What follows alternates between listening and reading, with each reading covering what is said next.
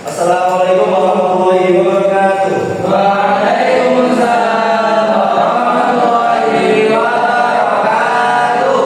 Bagaimana kabar kalian hari ini anak-anak? Alhamdulillah luar biasa. Allah Akbar. Yes. Alhamdulillah sehat semuanya ya. Ya, Hari ini ada yang tidak masuk. tidak. Tidak masuk semuanya ya. Iya. Oke.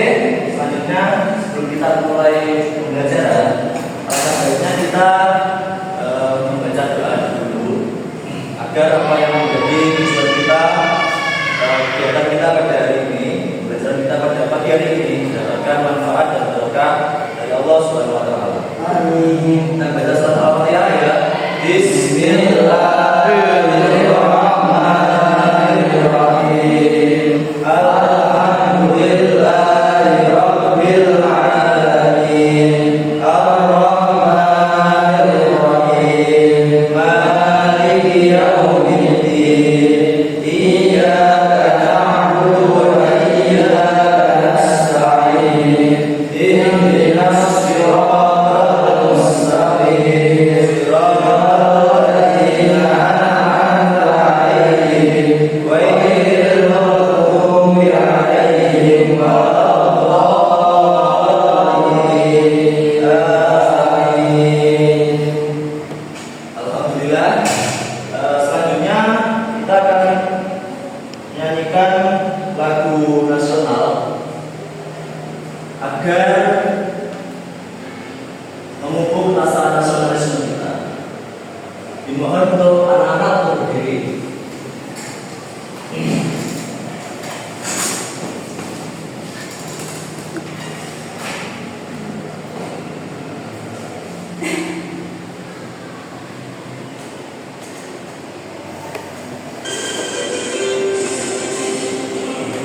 Pancasila akulah pendukungmu, patriot proklamasi, setia berkorban untukmu. Pancasila dasar negara, rakyat hadir makmur sentosa, pribadi bangsamu.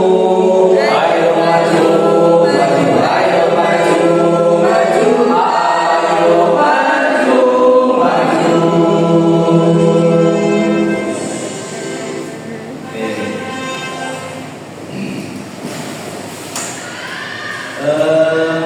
Anak-anak, minggu kemarin ada yang masih ingat kita mempelajari tentang apa? Dari pulang Dari Umayyah. Jadi pada minggu kemarin kita sudah mempelajari tentang sejarah berdirinya dinasti Umayyah, di mana dinasti Umayyah itu berdiri ketika khalifah terakhir dari Khulafaur Rasyidin. Ada yang tahu siapa khalifah terakhir Khulafaur Rasyidin? Siapa? Ali bin Abi Thalib. Jadi apa saja mas bapak? Setelah Ali bin Abi Thalib ini meninggal, sistem khalifah tadi itu diteruskan oleh penerusnya, yaitu Muawiyah bin Abi Sufyan. Beliau ini mendirikan Bani Umayyah atau kerajaan Umayyah.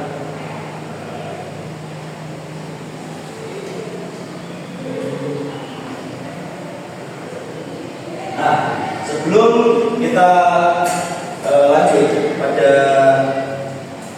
pembelajaran ini, Bapak akan menjelaskan tentang tujuan pembelajaran kita, yaitu yang pertama kita peserta didik diharapkan bisa menjelaskan kemajuan peradaban Islam pada masa dinasti Umayyah di Damaskus. Lalu yang kedua kita bisa menjelaskan faktor-faktor yang menyebabkan kemajuan peradaban Islam pada masa Bani Umayyah. Dan yang terakhir diharapkan nanti ketika sudah kita mempelajari penjelasan dan juga tokoh-tokohnya, faktor-faktor penyebab kemajuannya, kita bisa mempresentasikan hasil temuannya mengenai kemajuan kemajuan yang sudah kita pelajari tadi. Lalu Bapak di sini akan menunjukkan video pembelajaran tentang dari Maya.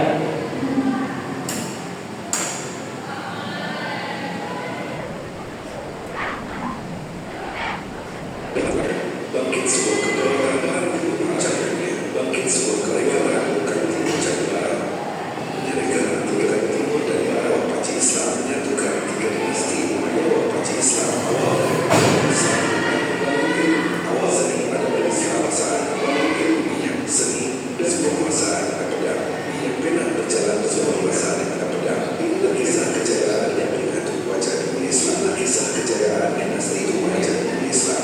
Kalau sejarah Islam dan selalu memberikan tekan Selesai ya. bagikan ini dan terus.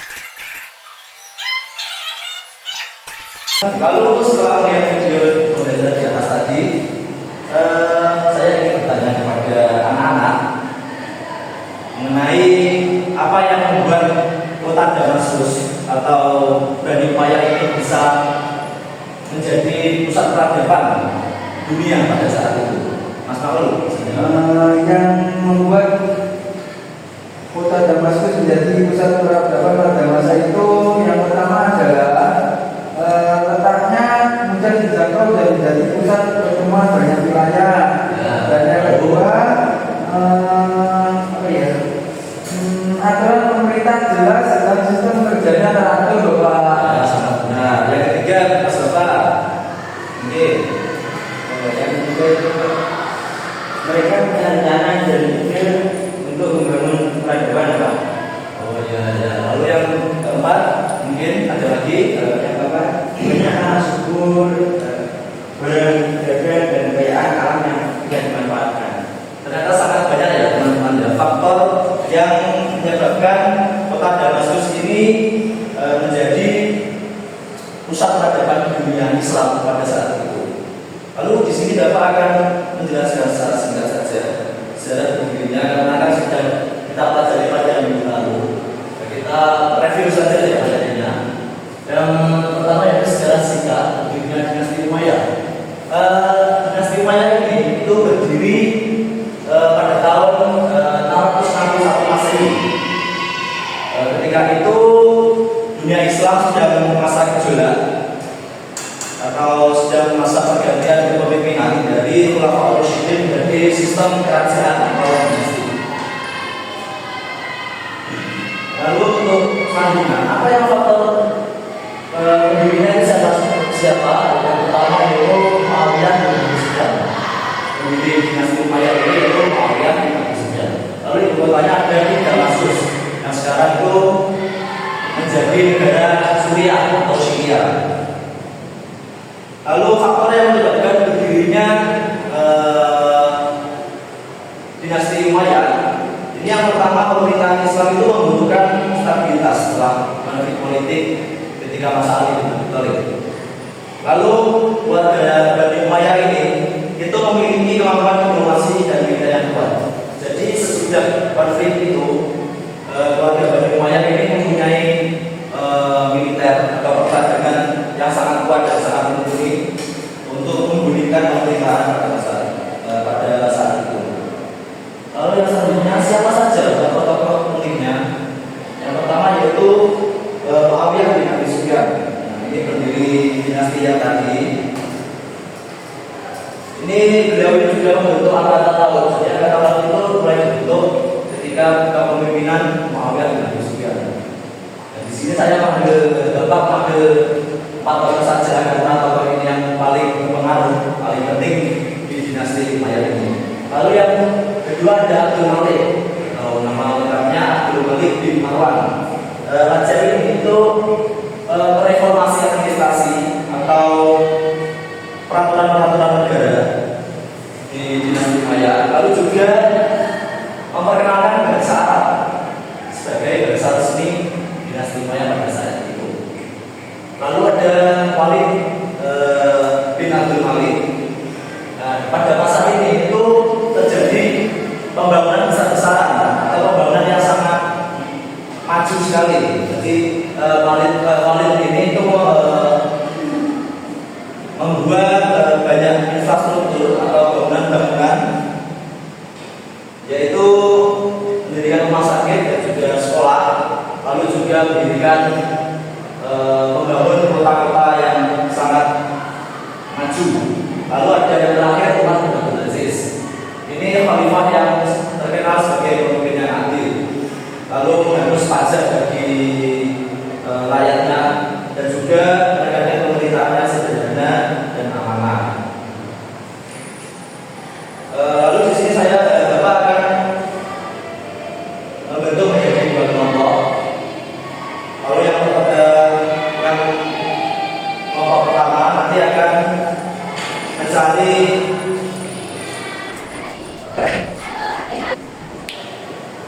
selanjutnya Bapak akan menjelaskan kemajuan di bidang pemerintahan. Yang pertama, bahasa Arab ini menjadi bahasa resmi negara.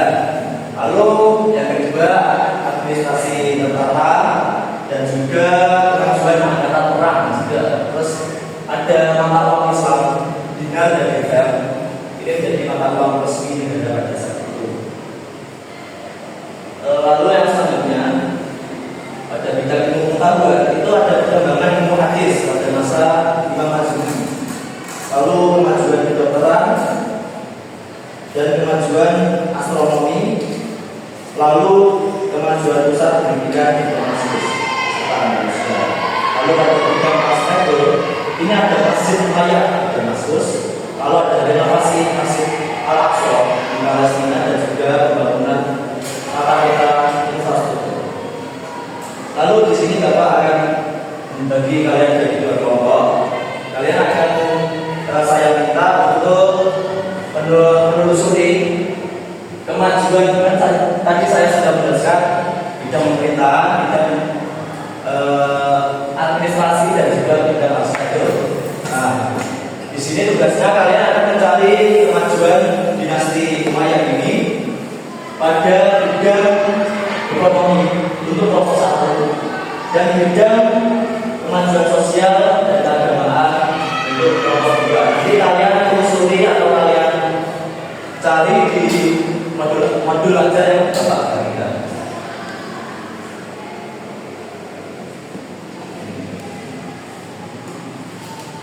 Oke, Bapak beri waktu 5 menit cukup.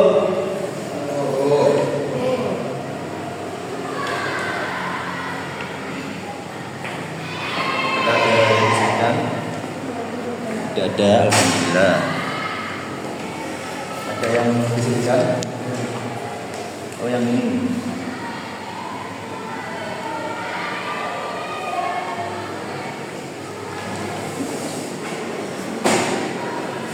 Oke, sesi diskusi sudah selesai. Silakan untuk kelompok satu atau kelompok dua dulu yang maju. Satu. Kelompok satu, ya. Kelompok satu silakan maju dulu.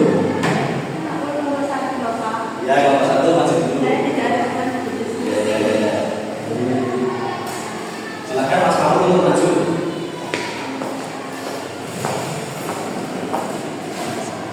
Jelaskan ya kemajuan pada bidang ekonomi. Kemajuan pada bidang ekonomi pada saat itu yang pertama, perdagangan internasional berkurang karena wilayahnya luas. Yang kedua, sistem pajak lebih teratur. Yang ketiga, pertanian dan irigasi berjalan besar-besaran. Yang keempat, rezeki melimpah, gandum, kapas, zaitun, kurma, dan hasil laut. Dan yang terakhir, adanya pasar-pasar besar dengan keuntungan negara. Sangat bagus sekali penjelasannya dari Mas Paul. Beri aplaus untuk Mas Paul. Saya lihat kalian ini masih kurang semangat ya. Bagaimana kalau kita SDG dulu ya? SDG dulu ya. Di sini ada ini lagu kalau sudah di pertengahan, tapi menggunakan bahasa Arab. Pasti kalian ada yang sudah tahu ya di sekolah dasar ya, sudah tahu lagu ini. Bisa berdiri gimana? Contohkan dulu. Contohkan dulu ya. Yang pertama ini ada tiga tangan, hentak bumi dan juga teriak. Yang pertama ya. Lau anta sa'idun sofiyatik. Lau anta sa'idun sofiyatik. Lau anta sa'idun wa qalbika masrurun. Lau anta sa'idun sofiyatik. Wal qalbuka masrurun. Yang kedua itu. Terus yang kedua tak bunyi. Lau anta sa'idun tusbirijlek. Dus diri jelek, ya. Dus diri jelek nanti kakinya. Oke, jangan keras-keras nanti keras yang buat aja. Lalu yang terakhir, lau anta sa'idun isroh gore. Oke, lau anta sa'idun isroh gore, teriak gore. Oke, bisa dilaksanakan anak-anak? Hitungan 1, 2, 3, mulai. Lau anta sa'idun sofiyatik. Lau anta sa'idun sofiyatik. Lau anta sa'idun wa qalbuka masrurun. Lau anta sa'idun sofiyatik. Lau anta sa'idun sofiyatik. Lau anta sa'idun sofiyatik. Lau anta sa'idun wa qalbuka masrurun. Lau anta sa'idun sofiyatik. Lau anta sa'idun isroh gore. Lau anta sa'idun isroh gore. Lau anta sa'idun wa qalbuka masrurun. Lau anta sa'idun isroh gore. Lebih semangat ya anak-anak ya.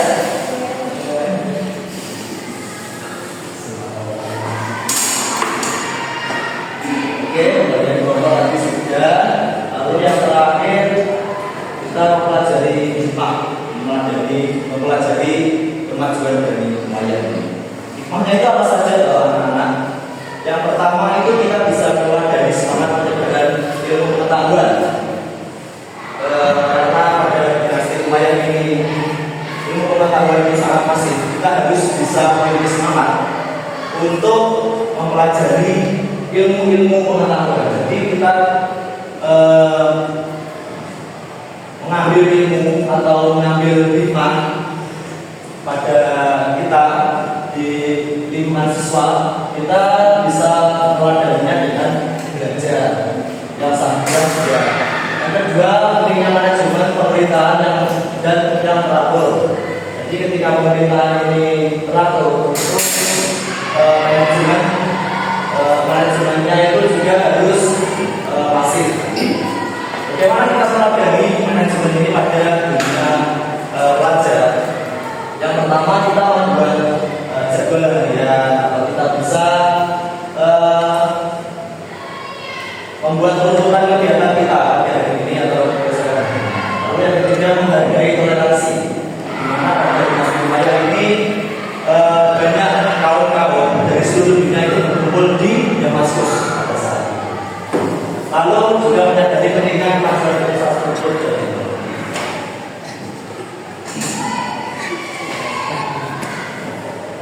Untuk yang selanjutnya yaitu kita akan menyimpulkan bersama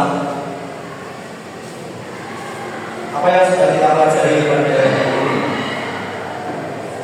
Dari Mas Isan bisa disimpulkan, jadi pada masa Bani Umayyah itu peradaban Islam itu mengalami perluasan wilayah yang sangat luas dan kemajuan administrasi pemerintahan dan berkembangnya ilmu pengetahuan awal. Oke, sangat bagus. Yang selanjutnya yaitu hikmah apa saja yang bisa kita ambil pada hari ini. Mas Raffi. Semua kemajuan dari Indonesia itu menunjukkan kuatnya kepemimpinan dan pemerintahan yang teratur dan berbagai derajat ilmu serta pembangunan. Oke, sangat bagus sekali. Beri aplaus untuk kita semuanya. Halo, apakah berdasarkan pada hari ini menyenangkan anak-anak?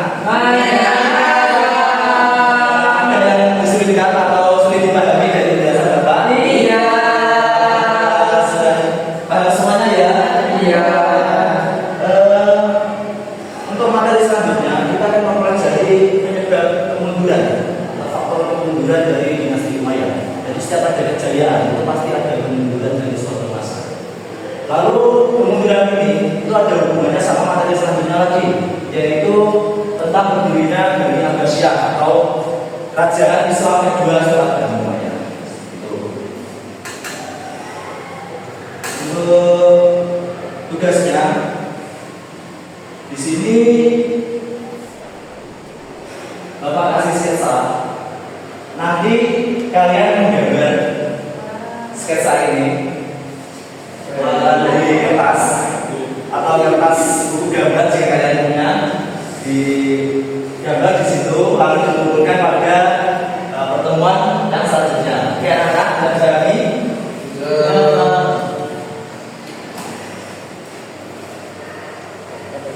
Untuk motivasi dari saya ada sedikit.